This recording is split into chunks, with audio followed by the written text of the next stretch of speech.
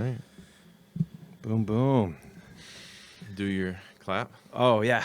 Bam! 5, 4, 3. What's up, man? What's up, Wes?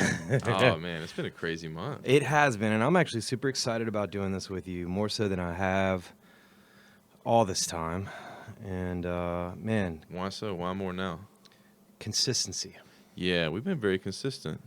And that's super important to me. I'm glad, you were able to get over here in the little bit of a time frame that I gave you, the time window. Because, I've got a lot going on, and I like staying strong, staying firm, and just taking on challenges and just fucking knocking them down. And, dude, this is so relaxing to me. Good. It's good to have the regular. It's good to have a pattern. Yes. And there's so much to talk about, right? I just feel like... Where to begin? Where do we begin? I mean, we got them Robinhood traders, Reddit, all these retail traders, fucking Wall Street up all day making them mad. We got Gamestop, AMC, what else? There, Bitcoin. So you set me up with a consistency thing. This is what I was looking for. Let me share my favorite quote. I Give me something. Give me something. Pumped up a YouTube video before this, and I put this in there because this is really important. This is from the late, great Kobe Bryant. Okay. You will be surprised how often people do the same things. And if you learn people's patterns and you can learn their tendencies and habits by watching them game after game, you'll see that they do the same things and you can take advantage of it. And you can manipulate that. Wow. And that's been so true of the Wow. patterns. Like I feel like I'm watching reruns. Like with everything that's been going on, all these hype stuff. Yeah. And man, I've got so many friends that bought some tickets to the show. Oh! I didn't want to tell them all my thoughts because they were so excited to be screwing over the hedge funds, and I was like, okay, if that's what you're going to get out of it, I mean, they didn't come to me saying I bought this as an investment. They're like, I'm going to screw those hedge funds, and I'm not going to argue with that because who am I to say it won't go to $1,000? But I knew it wasn't going to go to $1,000. It is what it is, man, and more power to them. I definitely was talking to a couple of my coworkers who are newly fresh retail traders. They got, oh, did you get on that? They got in on it? Well, I don't know what all they did per se, but I mean, it was that topic. It was like, did you get the AMC? Did you get the GameStop? Bitcoin. One guy had Ethereum and it was going up, and I was like, dude, are you going to take some profit? Ethereum it broke new highs. He did, and he listened to me though too. He took some profit off the table, and I was like, you know what? It's okay, because if it'd gone the other way, you would have been pissed. Yeah. And I said, just keep doing that, man. Keep scaling out, man. It's all good, dude. You not only did you take your original investment, you took 3 times your investment out, and you still have a good chunk of money in the game. Oh, so he did it on leverage, or do you buy the I actual guess so. Ethereum? I'm not 100% sure. I was just more concerned because anytime any of my newer trading buddies are kind of like, I don't know, man, I might just let it ride. I'm like, I said, how much did you put in, man? And then we were talking, the past couple conversations from Ethereum to the couple other things. I think he did buy some of that GameStop. No, it was AMC. And I was like, man, where you at in your money? Have you double, triple your money? He's like, oh yeah, that and some. I was like, well, take it off, man. Take some more rewards, man. Feel good about yourself. You know what I mean? Because he was talking about actually closing all of it out and moving into some other things. I was like, leave some on the table, dude. You're beyond. You've triple, quadrupled, whatever. You're just leave a little on the table. Sure, take some out, go invest in other places, but.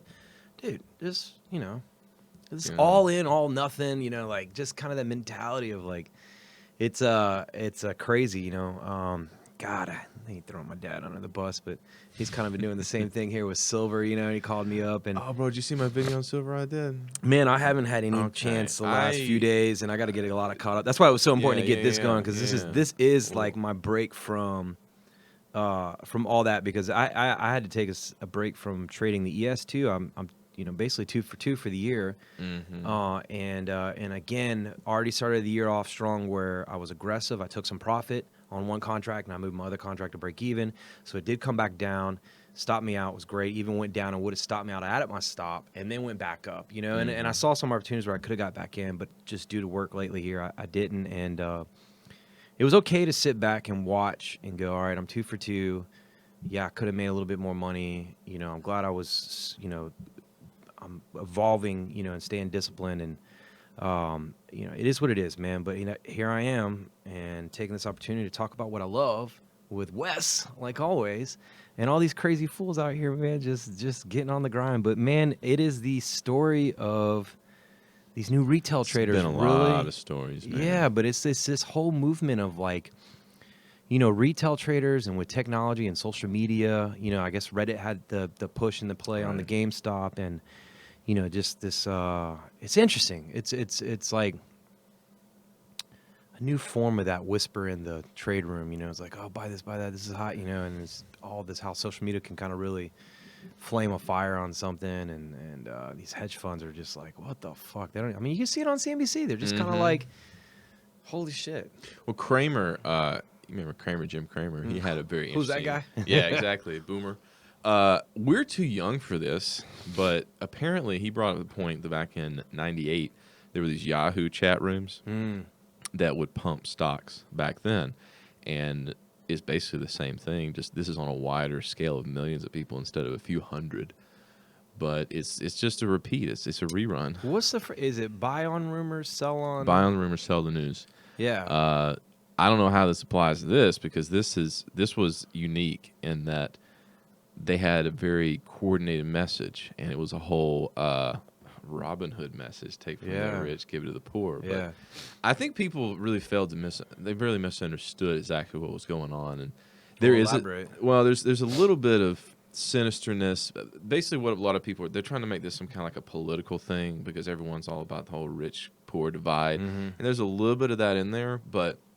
I mean, what happened was, you had all these people that were trying to pump it up and squeeze the shorts. And what basically, do I need to explain what short selling is? Will that help? No, there's plenty. If Google you watch, it, guys. The 5 people watching this podcast, they know what short selling is. So what a lot of people, what misconception I think people may still hold is that, there was this backdoor collusion. Maybe there was some, but what the real structural thing was the people that exchange the shares called the clearinghouse for Robinhood.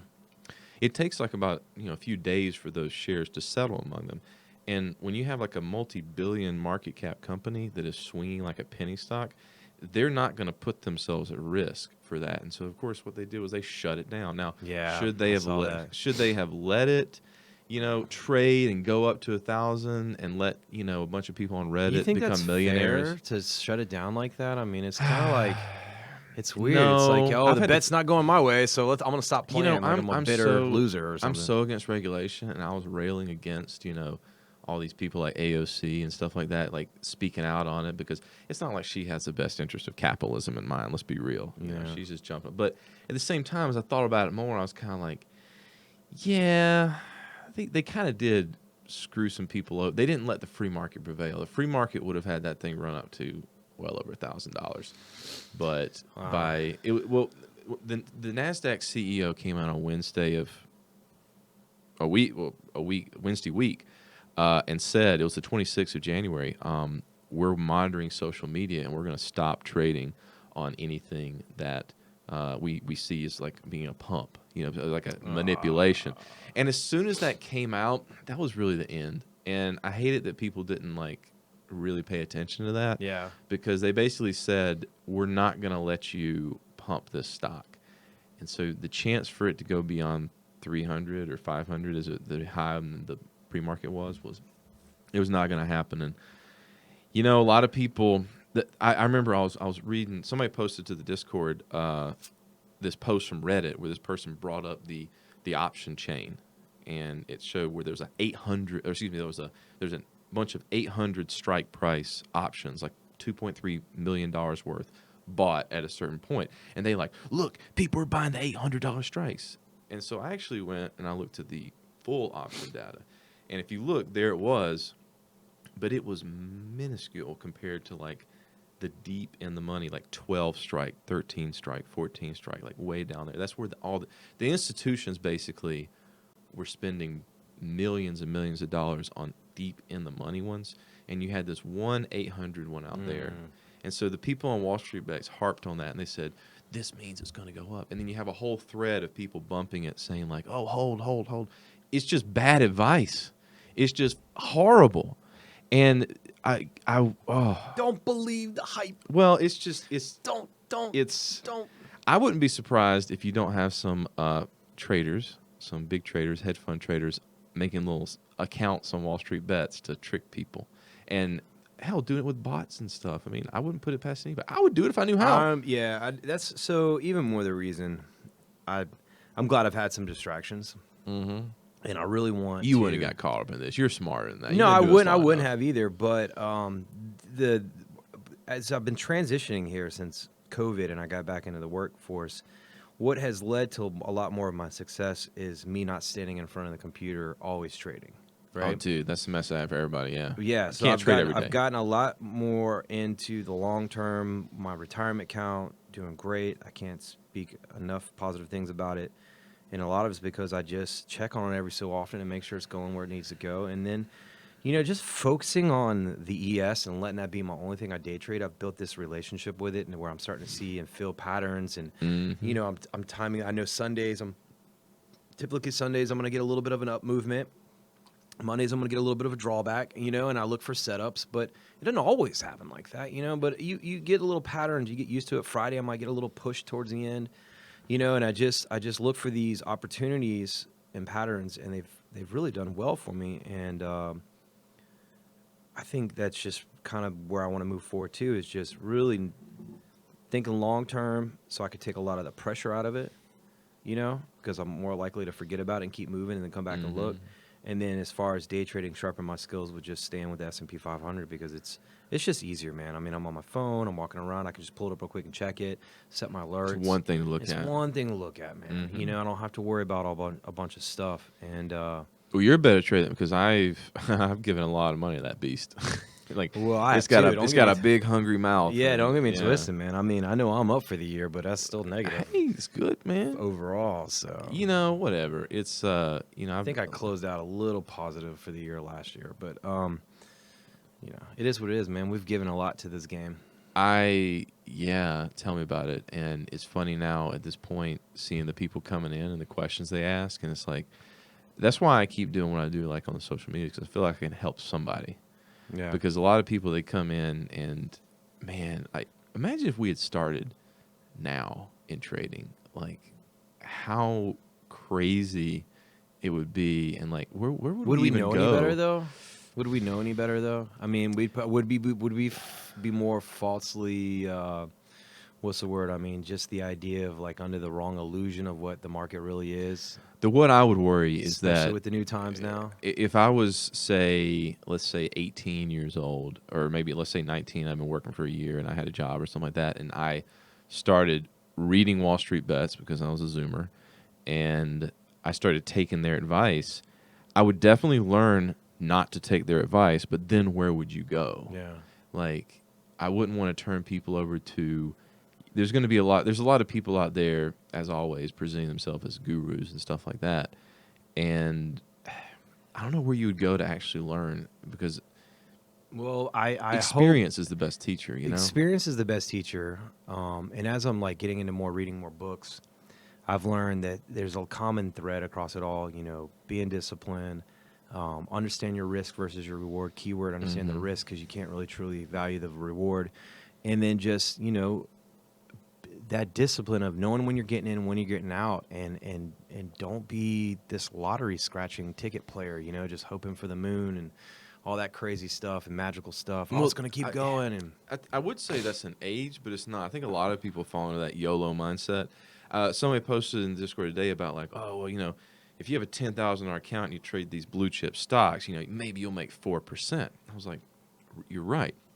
If you make 4% per month, that's $4,800 a year on your $10,000. That's almost a 50% return, and that's not even considering compounding.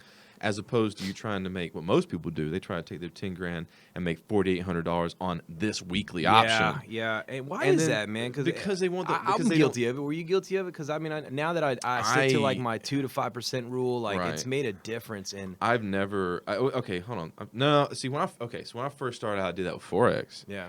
I probably took a $50,000 account down to like $13,000 over 2 years. But that was over the course of 2 years trying different things that didn't work. The first thing I tried was a Martingale, which is where you double down. You got to learn. Is that the strategy? Is that what that strategy is called? Yeah, is it we double down? Yeah. Martingale is a roulette strategy. So I mean, I learned the hard way not to do that. So I've given a lot of money to the market, and I think you have to. But what I try to do is I try to point people in other ways. Like, okay. It's like a motorcycle. Have you heard the term? There's two type of riders. There's one that set their bike down and one that's going to set their bike down. Well, I've definitely set my bike down. Yeah. So trading is like there's two type of traders. There's the ones that are gonna blow their account out, and there's the ones that have definitely blown their account out. I don't. When you read those Market Wizards books by Jack Swagger, like almost all those traders in there, they talk about blowing up their account, sometimes more than once, and now they're like multimillionaire traders, and I think you have to, because like otherwise you don't appreciate risk. Mm-hmm. Like, because imagine like someone gives you like $10 million to manage, and you've never blown out an account. What are you gonna do? You're going to be like, I'm going to be a billionaire. And you YOLO some weekly options. You put about half the account into some Tesla calls, and then they all expire worthless, and you lost whoever invested in you 50%. And then you'll learn. Yeah. But like if you can learn on the small amount, so maybe these people getting Wall Street bets, they're probably young, because there's no boomers on there unless they're manipulating it. Hopefully they have jobs. Or at least they're going to get more stimmy checks. Well, that's true, because I have a cousin that I was talking to my uncle about, and he and I, we love trading. It's kind of like, first was our music. He got me my first guitar, and now we got this trading connection. And he was like, "Yeah, my son is getting ready to get into some stuff." And we were just talking briefly, and he was, he was concerned. It's the new trader, and he's taking his stimulus money, and he was trying to give him some advice. Maybe you should do something else with your stimulus money, and it is what it is. You can only.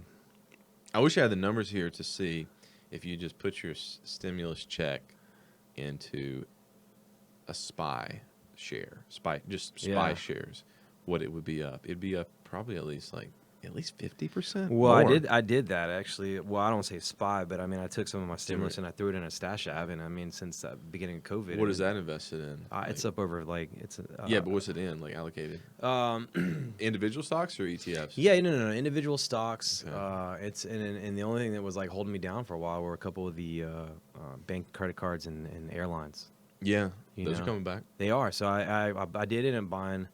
I think the airlines are probably the only thing I've ever bought really outside of a strategy, and I still used a little bit of a strategy. I set my alerts for some pullbacks, and I was like, all right, boom, and I've just kind of loaded up on a couple of airlines, and they're slowly creeping up, man. I'm in the green on all of them, So hey, in a bull market, everybody's a genius. Yeah, man, ain't that right? Woo. Man, I tell you something. Okay, another favorite quote. I like my quotes, and I know I've said this before. Bull markets are born on pessimism, grow on skepticism, mature on optimism, and end in euphoria. Where do you think we are now? I think we're in the euphoria. I'm going to say we're in the optimism. Okay. Because the vaccine's coming out. Mm-hmm. People are still hunkered down in their houses still. I could see that. But you see, we see the light on the horizon. Yeah. And now, people are starting to go out and do stuff. People are scheduling. I'm going to a trip to Puerto Rico next month with my So what do you think is going to be the next big crash? Because if anything is, and I don't want to be like, I'm not trying to get on the whole doom and gloom, but let's do it, man. Everybody loves doom and gloom. That's what gets the clickbaits, man. But I mean, market's correct, and you're going to get big pullbacks, and we're overvalued, overdue. We've had from quantitative easing to the stimulus money, it's a matter of time. So we need to get to that euphoria first, right? Because I'm a true believer that they get you in cloud 9 before they pull the rug out from underneath you, right? That Aladdin rug out from underneath you, and you just fall right to the ground. So I was talking this to Dylan in the chat and pointing this out to him. You got all these people, like you're talking about, these people talking to you about trading and stuff like that. You got a bunch of people hitting me up about everything from GME and stocks in general to Dogecoin and crypto. People that never traded before or never invested before. And so the question is, if the last people are getting invested, who's left to buy after them? Yeah. And so we're in this optimism. We got everybody that is, everybody that wants to get in now, they're just like, fuck it, I can't not get in. They have to see some gains. They have to get happy.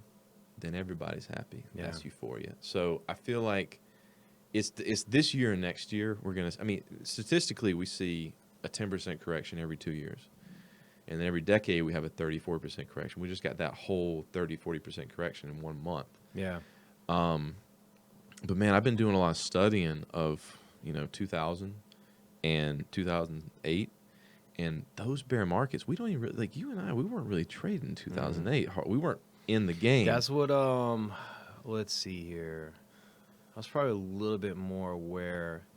That was a very. I was aware because I was working. Yeah, that was when. So like So you had a job though. So like 2005, 2006, I started really reading in like investment books. I read, Rich Dad Poor Dad was probably the book that set me off in that direction because it was in such a layman's term that I could understand, where the light bulb went off and I was like, okay, now I know what the difference between an asset is and a liability. And I started breaking everything down in my life.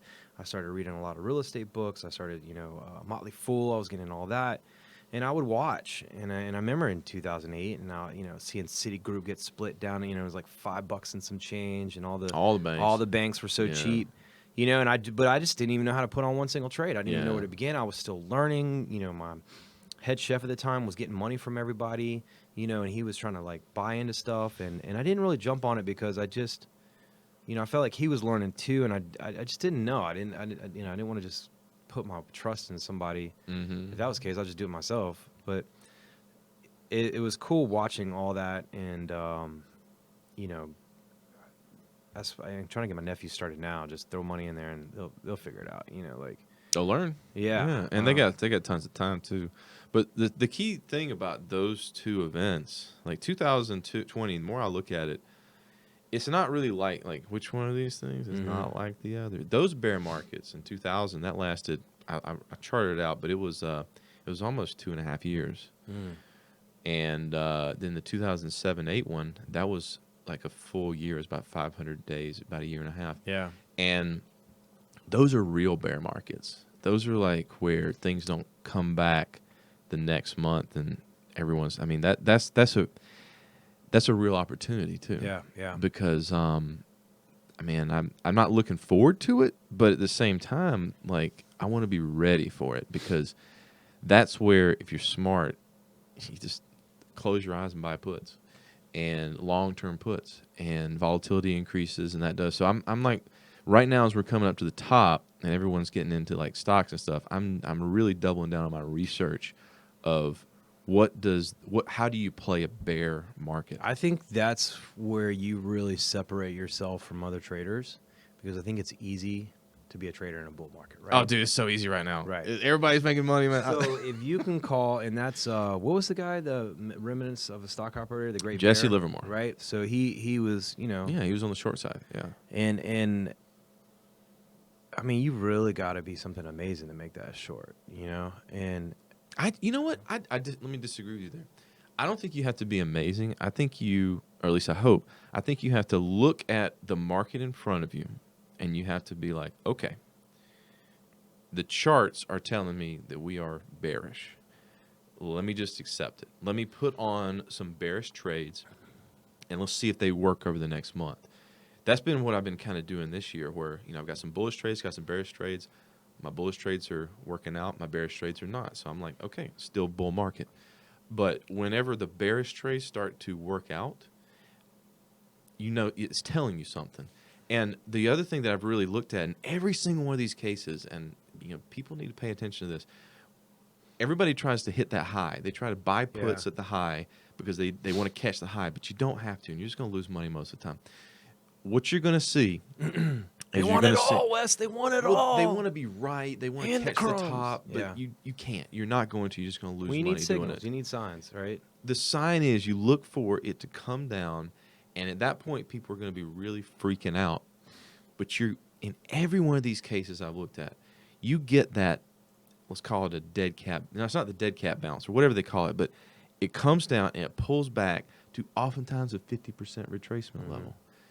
And at that point, if you go and look at the chart for this, like in 2020, there were 2 days there in March, like March 8th, 9th, or 7th, 8th, 9th, where it held at this 50% retracement from the top to the down, and it gave you an opportunity to close out and go short. Same thing back in 2007. Yes, it was a wider time frame. It took weeks to get to that, but it still hung out there at that level. And so at that point, you can say, like, okay, here's what the market's telling me. You got time to go to bed. You got time to wake up. You got time to clear your thoughts and put on a couple of bearish trades, and then if they don't work out and the market goes up, cool, your stock portfolio is up. But those bearish trades, those puts that you have on in weak stocks, they're going to print when it finally tanks off, goes off a cliff, and it's going to offset any losses. And so that's what I'm trying to prepare myself for. And that's what I want to like really like put in people's heads. Like, don't freak out. Just play the market that is in front of you. Yeah. So, but I don't know what's going to happen. You got to take your ego out of it, man. It's tough, man. It's hard to take your emotions out of it. And that's why I love trading. Trading will really break you down. It can. And you can either, it goes back to a phrase I like to say. One of my quotes I like to say. Wes, you ain't the only one. What is it? In my humility, I am free, right? Mm. And that's a tough one to embrace because you really have to understand what you mean by that. Like, because you get in those moments of embarrassment, humility, where you make mistakes. Now, do you own it, or do you just keep, you ignore it? You're like, I could. It's not my fault. It's not. It's their, it's everybody else's fault. It's the traders, the brokers. They fucked it up. They know where my stops are. Like you yeah. What do you learn from having that? Exactly. Opinion, Or in that humility of that loss, you go, yeah, man, I fucked that one up. Mm-hmm. Okay, this is why I fucked it up. I was ignoring the chart. I had more of a personal investment in it. Fuck that shit. I need to learn from it, move on. And in that's where you find that freedom. In that humility, you become free. So live in the know. And that's what I like about trading, man, because it's you, man. It's your sport. Like, there's nobody else. You got to coach yourself. You got to train. You got to get up there. And then you got to pull the trigger, like you got to make it happen. And then when you make those losses, man, you got to own up for it. You can't blame nobody else, man. Can't, man. That's why I hope that a lot of people, I don't really have a message for people that are losing on the GameStop and the AMC, but the lesson you don't need to take from it is that you got screwed over by people. Yeah, maybe you did, but you still put that trade on. And let's be honest, like, you put that trade on, you had a desired outcome. The desired outcome was that you were going to make money. I'm glad I missed that hype train, dude. I really am. I'm on black sheep all the way, man. I don't care about that, man. Whatever. I actually saw what was happening a week before, and I put on like 2 boomer stock trades, like, because they had high float short. They made money. Yeah. Revlon and CLVS, and those are my plays.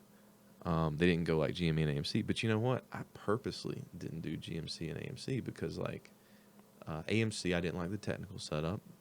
GME, I just can't buy something that's going parabolic. But I was able to see it, and I was able to play it. But I really didn't want to be in that emotion, man. Do things just feel or seem more volatile than in the past? Because, I mean, maybe it's because I'm also been watching a lot of crypto, which is super volatile. Yeah. And then you're getting all these like GameStops, AMC, these crazy volatile moves that are like hitting the news and everybody's excited about. And it's like, you go back to like the Warren Buffett days, like, that's not how they're playing. They're more that long term, ride it out. They do the homework. Well, they break down the accountant sheets. And here we are. We got people just that. Don't be on Reddit. Don't be saying that F word. We won't be hearing any of that F word. Fundamentals. Nobody wants to hear that.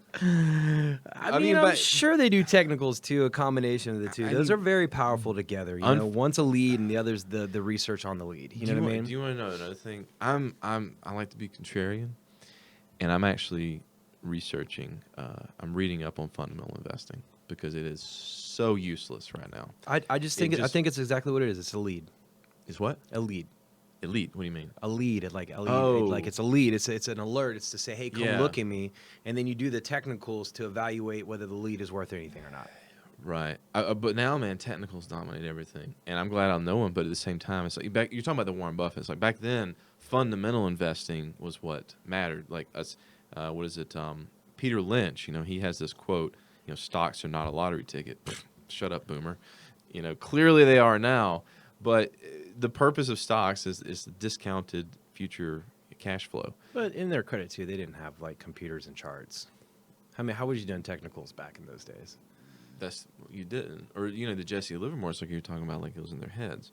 Some would actually do it. Paul Tudor Jones, he actually did do computer models, and back in the 80s, that would give you an actual advantage. Now everybody has it, so the market's always changing. But got that trading view. I think a lot of the same rules still apply. Like, I mean, my big pick right now is Exxon Mobil, because they were trading close to book value at the beginning of the year, which is basically if you take all the assets that they have, like their rigs, their trucks, and you put them all together, and they sold them all. That much money is what the company's market share was worth. It's kind of like if you just went bankrupt and sold everything, you break even on the share price. So it's a pretty good floor, and it was trading below that for the last part of the year, and they didn't cut their dividends. Everybody's looking at clean energy because Biden and stuff like that, and I'm like, what if like oil is still worth something? What if oil is going to go up? And so that's been my kind of like play going into this year. So there's a little bit of a fundamental component to that, but you got Ford, which is trading at negative price to earnings ratio, and then they have an earnings announcement that pops up like double-digit %. So it's kind of like, does fundamentals really work? And yes and no. I think more people are being future-sighted. Is Tesla, is Tesla really worth what it is? Well, people tell you that. Would you consider that an overpriced stock? I think that it's priced accordingly. Okay. I think it's priced based on the bullish case. That's another one of those where it's like, is it based properly on what it's worth or hype? Because he's got a little bit of both. Right? Tesla is not undervalued. We'll put it that way. Because people's case there is that, they're a car company, but they're not really a car company. They're an AI company. And it's sort of, well, how much is that worth? So it's worth a lot. I mean, but I want a self-driving car. Do you want a self-driving car? Dude, I want my mom to have a self-driving car. I would sleep better at night. Bro, like everybody, people are scared of self-driving cars. She is. Well, I mean, really, are you a better driver? But she also, thank God for the iPhone, because she would never text. I don't blame her. I wouldn't want to do all that numerical shit back in the day.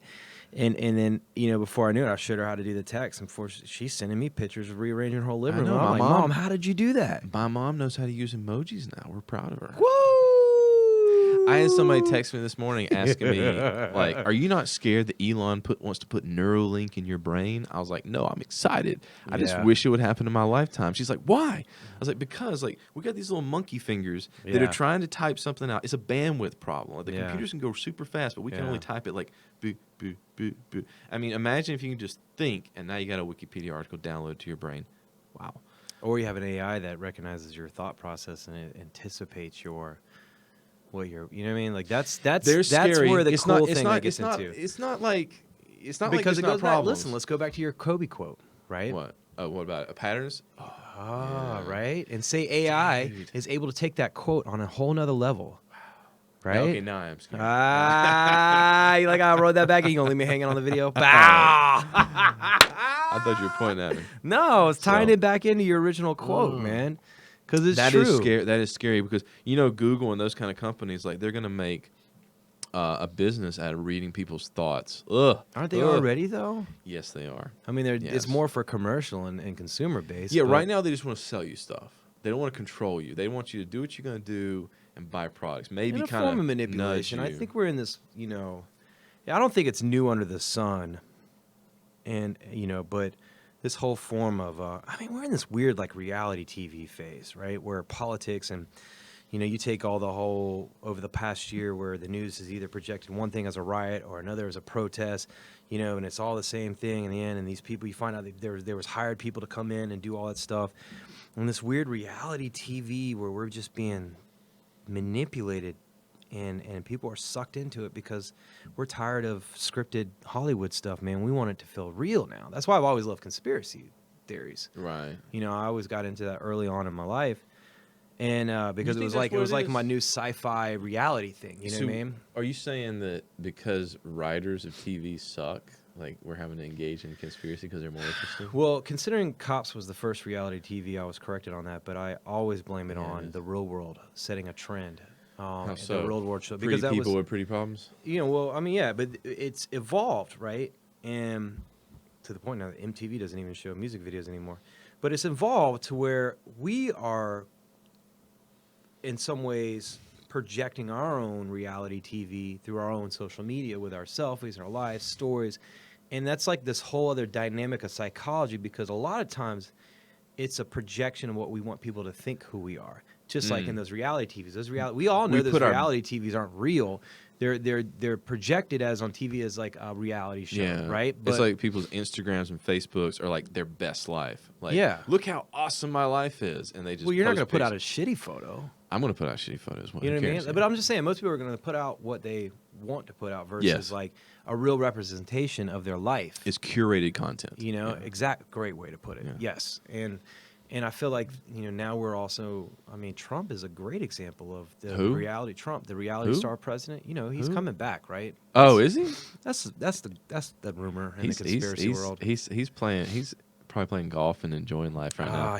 Honestly, if I were him, I'd be like, yeah, fucking y'all have it, dude. Fuck y'all. Dude, he really I mean, he just, you know, it's okay to take a loss and just walk away and be like, you know what, forget it, guys. Y'all can have it. But man, he did not want to lose. No, he didn't, man. And what an interesting time we're in, because I think we need boring right now, because everyone was like, here's the thing. Biden's definitely boring. Yeah, he's nothing's happening. I fall asleep right behind him, falling asleep in his own speeches. I'm like, oh, he's nodding off, I'm nodding off too. And maybe we need that. Maybe we need everybody just calm down and like just chill out, and let's all not be so mad at each other.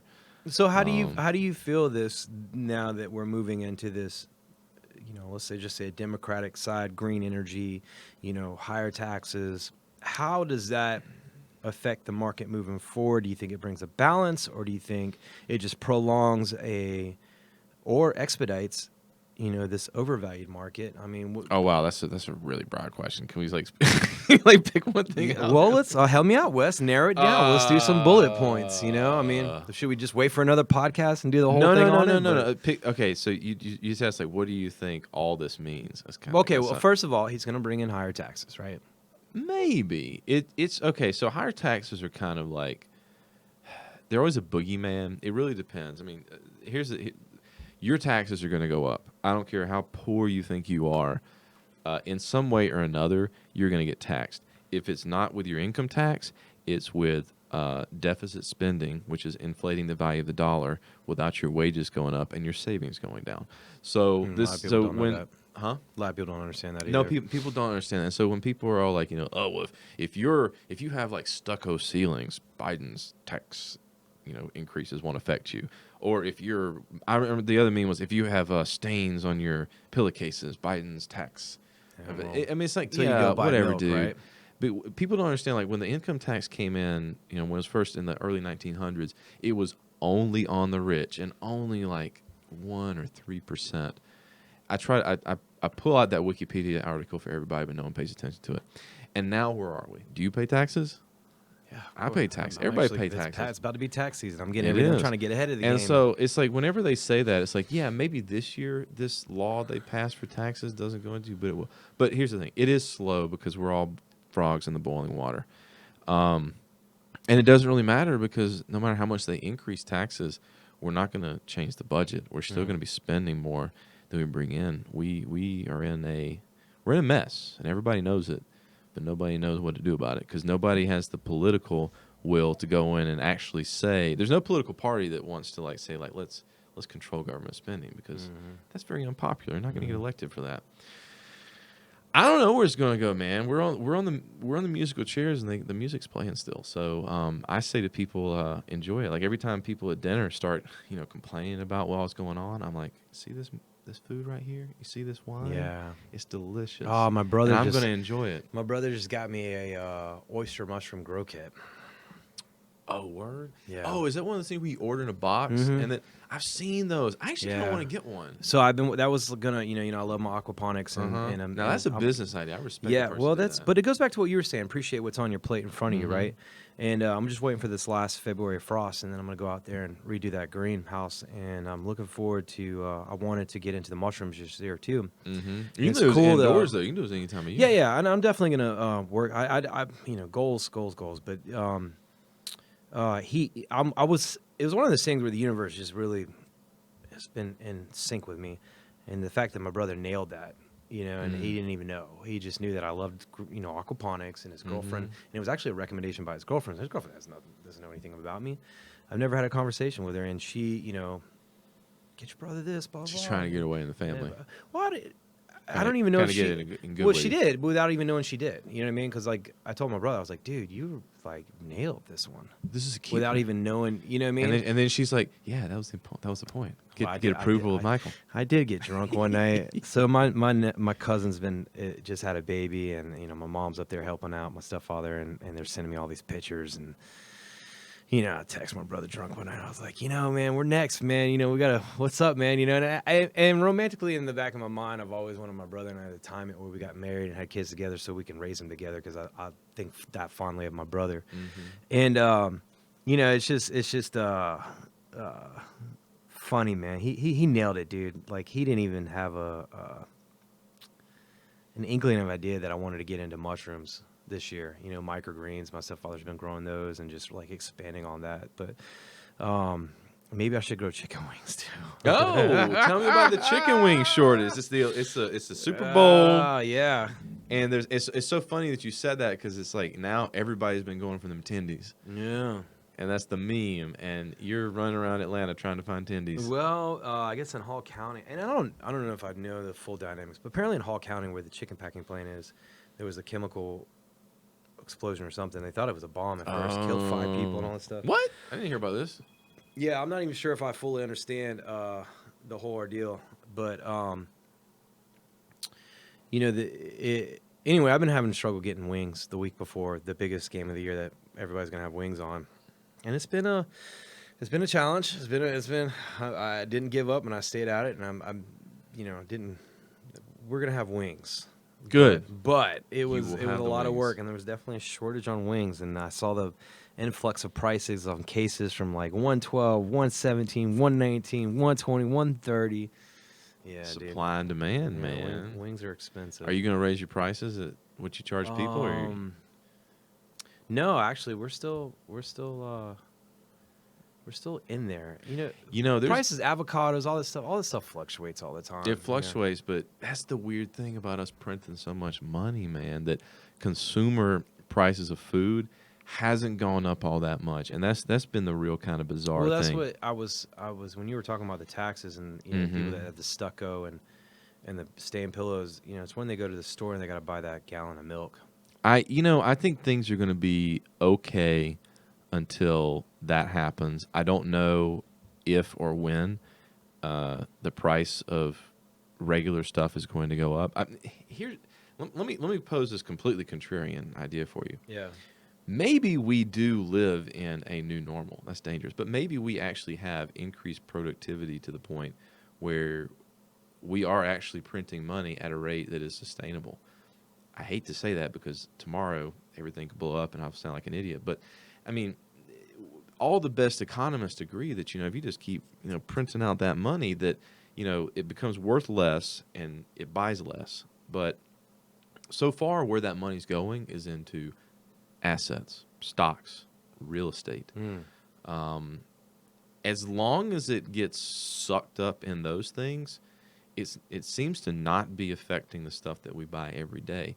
Now that creates like a really big divide in like the rich and the poor, because people that they don't own stocks or they don't own real estate, their wealth is just flat and declining, and it's flat just because the price of food is staying the same. Yeah. The minute that food starts to go up and they can't buy it, that's when you start to see problems. I hope I own a gun by then, because my backyard is gonna be looking pretty tempting. Well, you live out here in the burbs. Kind of spread out here. I'm still in Atlanta, so it's I need guns more. I don't blame you, man. Guns are up like 75%, apparently. Well, there's a shortage on bullets. That's been that for a while, though, no? Yeah, I wonder about that. Whenever I see a shortage of something, I wonder why people don't just go start making more. But that's like a genuine question of mine. You like conspiracies? Here you go, man. So they're not going to take away guns, but they're going to make it hard for people to get bullets. That was back in Obama. Yeah. They were talking about, I heard that. because they know that the right to bear arms is sacred, but they didn't say anything about bullets.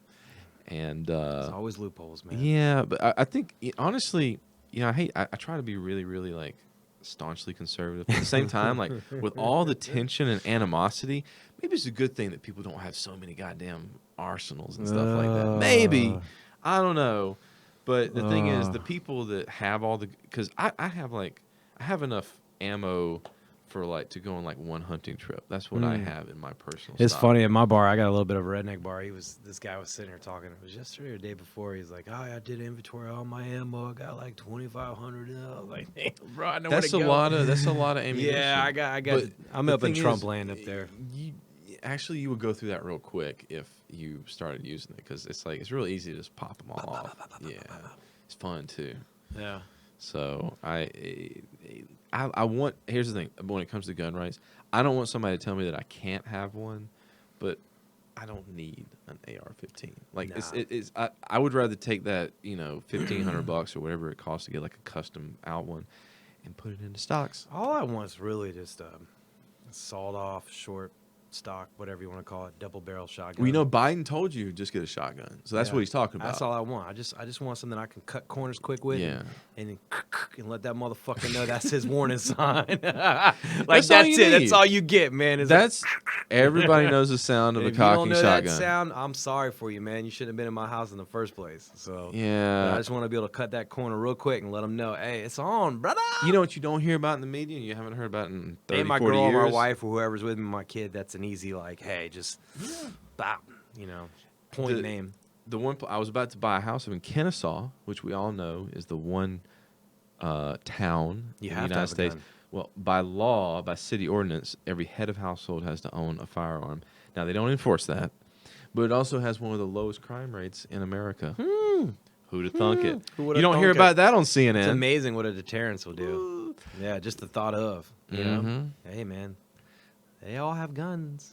Well, why take the chance? It's just one of those things where if you know that someone's going to be armed, you probably won't want to rob them. Yeah, it's just logic. But I understand. Living in the city now, I had a friend of mine I used to work with. He came home one day and there was like a bullet hole that went through his wall because the people next door were being idiots and they were like cleaning their gun or something like that. And he moved out, but I can understand if you live in a city, it's a more of a liability for you, for your neighbor to have a gun than it is. But out here where there's bears and stuff, not really, but you kind of want to have something. There's definitely coyotes. Coyotes, yeah. They'll get your cat. Yes. They will absolutely get your cat. Yes. So you want to protect that pussy. Small little annoying purse dogs. But yeah. Well, those aren't dogs. Those are rats. They're just like bred to be rough dogs. Oh my god. Oh my god! Don't say that. Anyway, well, look, man. We're digressing, aren't we? You gotta be somewhere. So you want to wrap it up? I know. I wish this moment could last forever, Wes. Me too. Bromance. Right. Stock traded. We'll see you next month then. Oh my god! Hell yeah, dude. All right.